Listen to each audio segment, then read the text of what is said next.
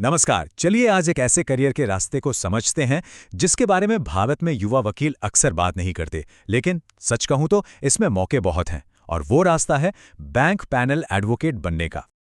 लेकिन उस रास्ते पर चलने से पहले चलिए पहले उस सवाल को समझते हैं जो कई युवा वकीलों के मन में होता है। एक सफल प्रैक्टिस जमाना इतना मुश्किल क्यों लगता है? आखिर ये शुरुआती मुश्किलें हैं क्या? देखिए, वकालत के शुरुआती साल अक्सर अनिश्चितता और जबरदस्त कंपटीशन से भरे होते हैं। लेकिन सोचिए, अगर एक ऐसा मौका हो जो स्थिर भी हो, सम्मानजनक भी हो और जिसे अक्सर लोग देख ही नहीं पाते, और ये मौका शायद पहुंच से बाहर भी ना हो। अक्सर युवा वकीलों को यही लगता है कि भाई कामयाबी का तो बस एक ही रास्ता है, या तो किसी बड़े सीनियर लॉयर के अंडर काम करो या फिर तगड़े कनेक्शंस बनाओ। और इसी सोच के चलते कई लोग एक ऐसे सिस्टम में फंसा हुआ महसूस करते हैं जहां उनके ऑप्शंस बहुत सीमित हो जाते हैं। लेकिन ये जो आम रास्ता है जिसके बारे में सब सोचते हैं, उसका एक और विकल्प भी है। एक ऐसा रास्ता जो स्टेबिलिटी देता है और एक अलग तरह का प्रोफेशनल सफर देता है, जैसा कि इस तुलना में साफ साफ दिख रहा है। ये रास्ता कह सकते हैं कि अनिश्चितता से निश्चितता की तरफ एक पुल जैसा है। तो आखिर ये छिपा हुआ मौका है क्या? बहुत सीधी सी बात है। बैंकों को लीगल एक्सपर्टीज की जरूरत होती है हर दिन, और यहीं से एक बहुत बड़ा इतना बड़ा मौका पैदा होता है जिसे अक्सर लोग नजरअंदाज कर देते हैं। और ये मौका किसी भी युवा वकील का करियर पूरी तरह बदल सकता है। और वो मौका है बैंक पैनल। और सबसे अच्छी बात क्या है पता है? ये कोई सीक्रेट नहीं है, कुछ भी छिपा हुआ नहीं है।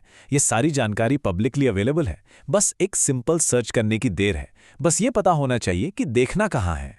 इस मौके का स्केल कितना बड़ा है ये समझने के लिए जरा इस नंबर को देखिए, 2344। ये सिर्फ एक बैंक के पैनल एडवोकेट्स की संख्या है, और वो भी सिर्फ दिल्ली में। मतलब ये कोई छोटी मोटी बात नहीं है। ये प्रोफेशनल्स का एक बहुत बड़ा नेटवर्क है जो बस ज्वाइन होने का इंतजार कर रहा है। अब सवाल यह है कि इन प्रोफेशनल से कांटेक्ट कैसे किया जाए। वो भी आसान है।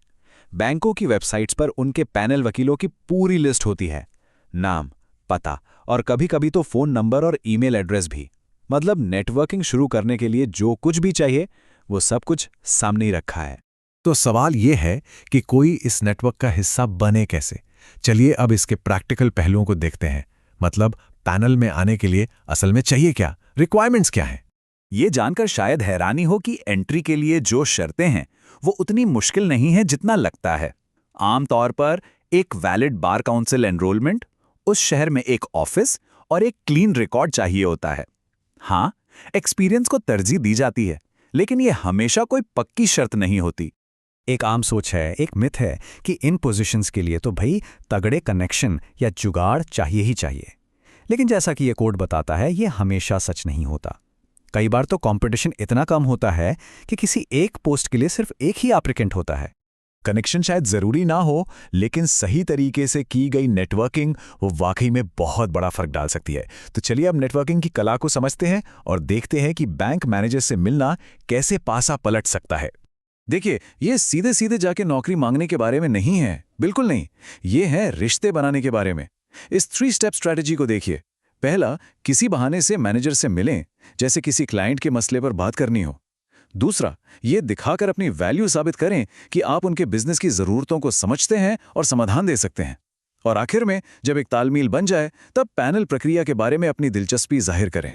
तो आखिर में गोल क्या है? बहुत सिंपल है, वो वकील बनना जिसके बारे में बैंक मैनेजर सबसे पहले सोचें जब भी कोई कानूनी जरूरत आन पड़े। यह है टॉप ऑफ द माइंड रहने के बारे में, एक ऐसी प्रोफेशनल छाप छोड़ने के बारे में जिससे वो भूल ना पाएं। अच्छा, अब बात करते हैं पैसे की। ये एक जरूरी सवाल है और यहीं पर सोच में एक बदलाव लाने की जरूरत है।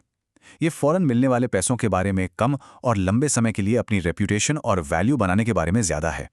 तो आखिर क्यों प्रतिष्ठा पैसे से ज्यादा जरूरी है? जैसा कि इस कंपैरिजन में दिखता है, शुरू में मिलने वाली इनकम शायद कम लगे, लेकिन असली कीमत, असली वैल्यू उन फायदों में है जो दिखते नहीं हैं। एक मजबूत प्रतिष्ठा, दूसरे क्लाइंट्स को आकर्षित करने की ताकत और एक मजबूत पर्सनल ब्रांड का बनना, ये सब लॉन्ग टर्म एसेट्स हैं। ये एक बहुत ही पावरफुल एनालॉजी है। पैनल एडवोकेट होना एक स्टेटस सिंबल की तरह है।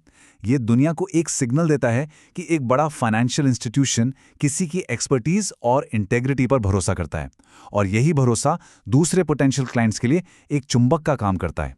इसे एक और तरीके से भी सोचा जा सकता है। पैनल लॉयर बनना किसी बड़े ब्रांड, मान लीजिए पूमा से फ्रेंचाइजी लेने जैसा है। मतलब किसी को अपनी खुद की क्रेडिबिलिटी और ब्रांड बनाने के लिए बैंक के बने बनाए नाम और रेप्यूटेशन का फायदा उठाने का मौका मिलता है। ये प्रोफेशनल ग्रोथ के लिए एक एक्सेलरेटर की तरह है।